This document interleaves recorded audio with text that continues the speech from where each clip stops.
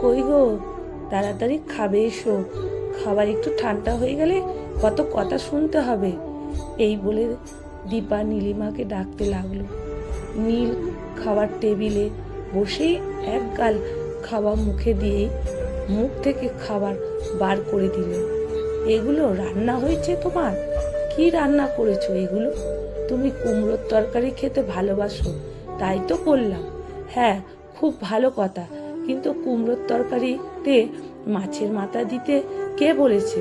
তুমি জানো না আমার কুমড়োর তরকারিতে মাছের মাথা দিলে খেতে ভালো লাগে না? কতবার বলতে হবে তোমাকে? না মানে গত পরশু ইলিশ মাছের মাথাটা ছিল, তাই ভাবলাম ইলিশ মাছের মাথা দিলে তরকারিটা খেতে ভালো লাগবে। আর তাই তুমি ভেবে নিলে কি হয়ে যাবে নাকি? এটা কি তোমার বাবার বাড়ি পেয়েছো? যাই হোক করে কিছু একটা রান্না করে দিলে সবাই চেটে পুটে খেয়ে নেবে। আমাদের পরিবারে সবাই রুচিশীল এবং খাবারটা যথেষ্ট ভালো খায়, তাই চেষ্টা করবে আমাদের বাড়ির মতন করে রান্না করতে, নাকি তোমার বাবার বাড়ির মতো? তুমি প্রত্যেকটা সময় আমার বাবার বাড়ি তুলে কথা বলো কেন? কই আমি তো তোমায় শ্বশুর বাড়ি তুলে কখনো কথা বলি না। বলবে কি করে? তোমার বাবার বাড়ির মতো আর শ্বশুর বাড়ি নয়। শ্বশুর বাড়ি যথেষ্ট বড় লোক, তোমার বাবার বাড়ির মতো ভিখারি নয়। এরপর দীপা কাঁদতে কাঁদতে নীলকে বলল, হ্যাঁ মানলাম আমার বাবা গরিব, কিন্তু ভিখারি নয়। আর একটা কথা শোনো, তুমি আমার বাবা হয়তো অর্থ সম্পত্তি কিছু নেই, কিন্তু আমার বাবার একটা মস্ত বড় মন আছে, যেটা তোমার বা তোমার বাড়ির কারুরই নেই। বড্ড ছোট মন তোমাদের। কি বললে তুমি? আমাদের ছোট মন? তার মানে তুমি এটা বলতে চাইছো আমরা ছোট লোক? দাঁড়াও, তোমাকে দেখাচ্ছি মজা। মাকে ডেকে আনি। তারপর নীল তার মাকে ডেকে এনে সব কথা বলল। নীলের মা তখন বলল, আমি তখনই বলেছিলাম এইরকম ভিখারির বাড়ির মেয়েকে বিয়ে করানোটা ঠিক হচ্ছে না। তখন তো তোরা কেউ আমার কথা শুনলি না। এখন দেখছিস মুখে মুখে কেমন কথা বলছে। প্রথম প্রথম তো মুখে কোনো কথাই ছিল না, আর এখন দেখো। দেখুন মা, সব সময় আপনারা আমার বাবার বাড়ি আমার মা বাবাকে নিয়ে কথা বলবেন? সব সময় কি চুপচাপ শোনা যায় বলুন তো? নীল এবার রেগে গিয়ে টেবিলে থাকা পেতলের জলের মগটা নিয়ে দীপার মাথায় সজারে আঘাত করে। দীপা তখন ওইখানতে নিচে বসে পড়ে। মাথায় হাত দিয়ে দেখলো মাথা থেকে রক্ত বেরোচ্ছে। এর আগেও দীপা গায়ে হাত তোলা হয়েছে, তবে এত জোরে নয়। দীপার সহ্য করতে না পেরে নিজের বাবাকে ফোন করলো।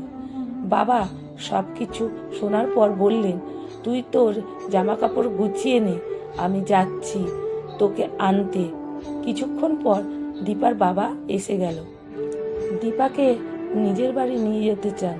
তখন নীল এবং নীলের মা জানায়, আপনি নিয়ে যাচ্ছেন ভালো কথা, আপনার মেয়ে যেন আর কখনোই এখানে না আসে এ বাড়িতে। তখন দীপার বাবা বললেন, আপনারা চাইলেও আমার মেয়েকে কখনোই আর এখানে পাঠাতাম না, কারণ আমি আমার মেয়েকে জীবিত দেখতে চাই, মৃত নয়। আর আমি চেয়েও আপনাদের শান্তির ব্যবস্থা করতে পারবো না, কারণ আমার আপনাদের মতো অর্থ নেই। এই বলে দীপাকে নিয়ে বাবা বাড়ি ফিরে এলেন।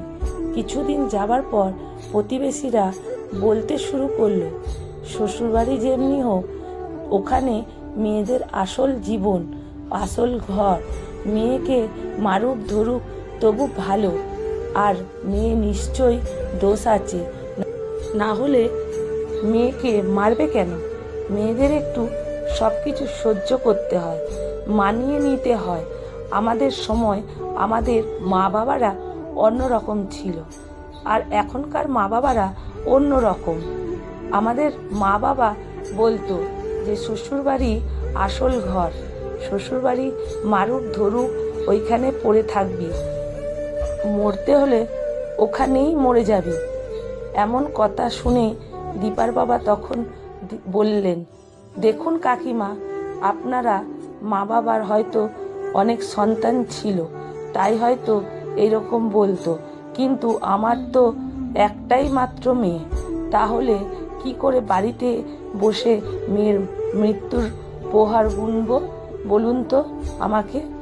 আর আমার মেয়ে আমার বাড়িতে থাকে, আমার বাড়িতে খায়, আমার বাড়িতে ঘুমায়, আপনাদের তো কোনো অসুবিধা হচ্ছে না, তাহলে আপনারা একবারই এত কথা বলছেন কেন? কিছু মনে করবেন না, নিজের বাড়ি সামলান, নিজের বাড়িতে কি হচ্ছে সেটা খোঁজ নিন। শুনলাম গত পরশু আপনার ছেলে মদ খেয়ে রাস্তায় পড়েছিল, উঠে বাড়ি আসার জোরটুকুও ছিল না। তাই বলছি, নিজের ঘরের দিকে নজর দিন, অন্যের ঘরের দিকে তাকাবেন না। দীপার বাবা মুখে এমন কথা শুনে প্রতিবেশী কাকিমারা গুলো মাথা নিচু করে যে যার বাড়ির দিকে চলে গেলেন। আচ্ছা, একটা কথা বলুন তো, শুধুমাত্র মেয়ে বলেই সমস্ত অন্যায় মুখ বুজে সহ্য করতে হবে? কলমে সুষমা বাগ প্রধান, পাঠে অনিতা ভট্টাচার্য। ভিডিওটা যদি ভালো লেগে থাকে বন্ধুরা প্রচুর প্রচুর শেয়ার করবেন। আমার প্রণাম আপনাদের জন্য রইল।